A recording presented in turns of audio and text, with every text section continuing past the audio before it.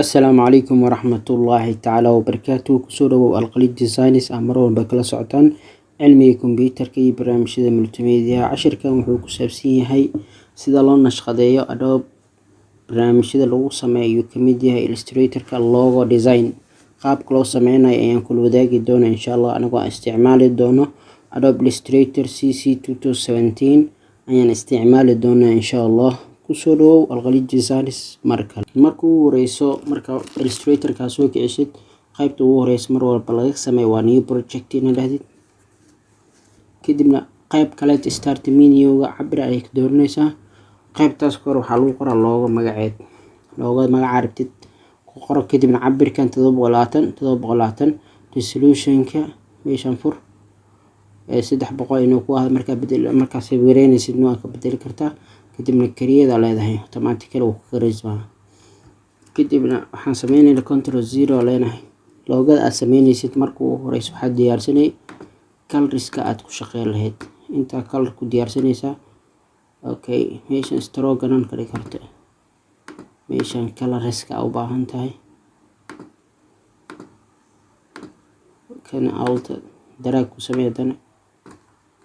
control 0 kan kale ku si alt drag ku samee hal raba colorska inuu san ka badnayn 3 2 color kan kale tan bedel color kale inta karaaso color raise back intaas markaas iska noo sameyn kartaa color kale ku soo baxay saddexdan color mid ina doorta laga baahan yahay sababtoo xal raba waxa soo saaraysi waxa inay isla haadaan madow ka dhigo colorska samarka u diyaarsid shaqada saani ku fududahay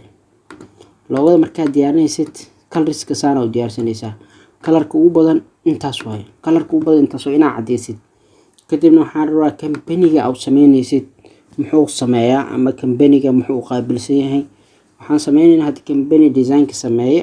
ayaan sameysanaynaa ama magac loogu sameynaynaa design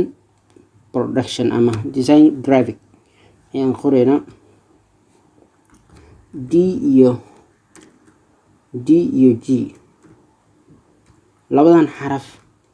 ayaan waxaan ka dhigaynaa loogada waa textiga markii badan laga sameeyo farta waxa doonaysaa aristotelic display tutorial ayaa doonaysaa ama bold ama heavy farta iska weynay DG ka dhigo alt drag ku sameysa labadan iska dalad kariyo horta weynayso labadan shift qabo drag ku samey alt drag ku sameysa hada koobiyeyso right click dheh create outline dooro waa shape ayuu ka dhigaa right click waxa leedahay ungroup labadan loo isku soo qabo inta uu kan labadan hadana alt drag ku sameyso ama waxa sameyn kartaa pathfinder-ka grouping dheh hada loogadan laba color ayaan ka dhigaynaa this color gooni tan color gooni tan color gooni inta tan color gooni ka dhigi kartaa okay colorka taas ugu dhigatay tan maxaa ka dhigi kartaa tan sidoo kale colorkaasi tan colorka madowga ku ahaa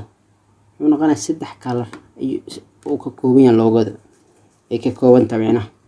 kadibna waxaan sameynaynaa shape roll wareeg inaan xidig geesayna shape camal inaan ugu sameysano kadibna gees aan ka dhignaa rabnaa oo dhinac saas u sina u qaloocino alt drag ku samee labadan soo dhaweey kadibna minus dheh marka saan u soo dhaweysid oo bixi saarta ka dhigi kartaa adiga laawe kan shape kan wareeg soo qabso saas marka u sameysid alt ayaa kali ku siinaysaa drag ayaa ku sameynay gees saas markuu bixiyo waad labada select gareynay calaamadan hadduu kaa maqan ama gudaha kugu jiro Windows-ka tagaysaa Pathfinder ee soo dooranay kadibna minus ayaa leedahay intaas u sameeyay taas way loogada hadda saan waa ku soo tagi kartaa ama laba color waa ka dhigi kartaa colorkan waxaa ka dhigi kartaa colorkan waxaa kaloo sameyn kartaa right click inaad dhahdid arrange inaad dhahdid kadibna send back inaad dhahdid kadibna loogada qaybta saas soo gelisay intan waa bedeli kartaa colorka waxaa ka dhigi kartaa this kan saas oo dhigi kartaa labadan color isticmaal kartaa kadibna magacaan waa select gareynay labada icon ahaan way sababtoo hadda kan waa ka maaranay labadan waa isla qabanay right click grouping aan leedahay sababtoo laba color isticmaashay labadan color meeqa u badan colorska waa si cadeynaysaa qofka marka uu sameeyaysid waxa leedahay boqolkiiba meeqa hada u badan boqolkiiba 80 waxaad isticmaashay fartaan caadiga ah waxaa ka dhigaysaa meeshan Arial farta qoraal aan rabaa inaan ka dhigo boqolkiiba 80 ayaan isticmaalay farta oranjiga ah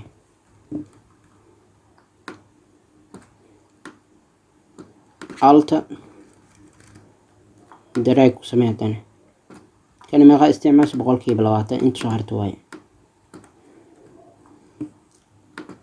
fartaan colorska ay ka kooban tahay sida soo saari kartaa kan ama colorkan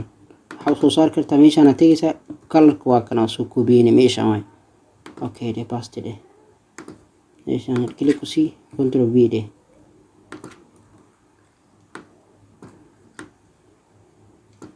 labadan isla select garay colorka u bedel haddana this kaliya ku siinaysaa waa soo koobiyay waa kana colorka alta drag ku samee kalka farta ay qaadato waa kana kadibna saan u select gareyso hayde taas oo sameyn kartaa colorskan saana u cadeynaysaa okay hadda waxa waay iconkan sida u sameysmay ayaa ogaatay kadib waxaan rabnaa haddana inaan sameyno loogadan iyadoo icon ah magac ku jirto wax walba ku jirto minus iska leh meesha waxa ku jira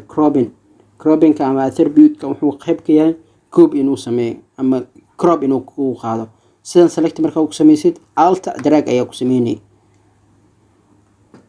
alt drag marka uu sameeysid control 0 leh kii horna uu ku jira kan uu ku jira hadda kan waa ka maaranta labadan isla qabo iska weynay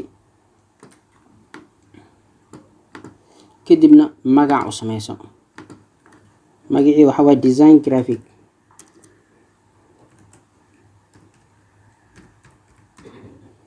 designkii mar walba iska weynay farta magaceed u bedel farta hadda aan ka dhigayna restitutoric disbehavior kadibna iska weynay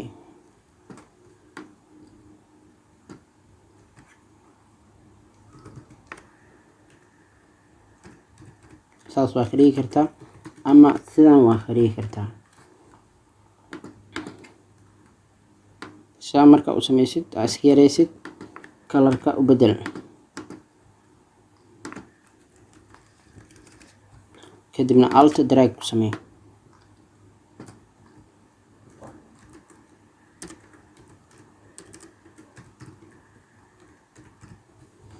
okay design graphic fartan click ku si meeshan heavy ay tahay regular ama waxa kali kartaa extract kadibna color ku bedel farta saas oo yaray kartaa siyareytan sidaas marka u sameeysid hadda waxa ku diyaarsan loogada iyadoo icon ah iyadoo wax walba saas u qaadanaysa kadibna saas soo lagta gareyso grouping leh hadda xajeeda loogada qaabkan ee sidaas u sameeysan tahay okay sharxaadeedu waa kana colorka inta u badan tahay waa sample way kana intaas oo way boqolkiiba 20 ama boqolkiiba 80 ama boqolkiiba 90 waa kali kartaa inta u badan colorka ay qaadatay saas marka saas u sameeysid colorka loogada magac saan ku soo baxaysa iyadoo saan marka u sameeysid iska yaray kartaa kadibna kor iska gey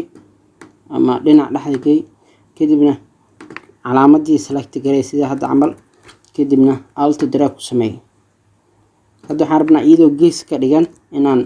sameeyo ama aan iska yareeyo. right click dheh and group sida markaa u sameysid labadan isla select garayso labadan qabo minus dheh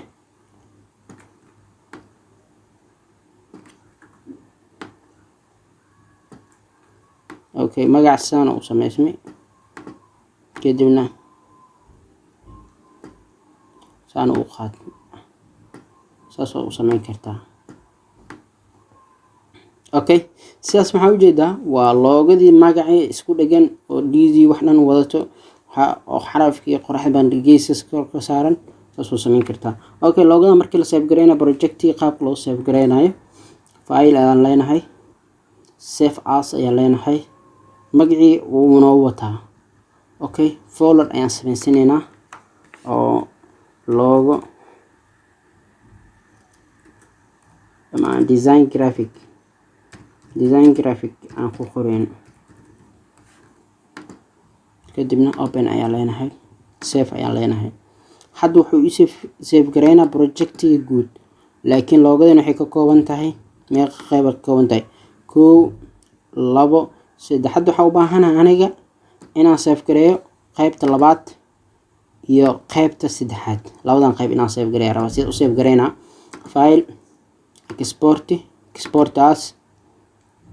magac meeshan formatkan bedel png ka dooro use attribute dooro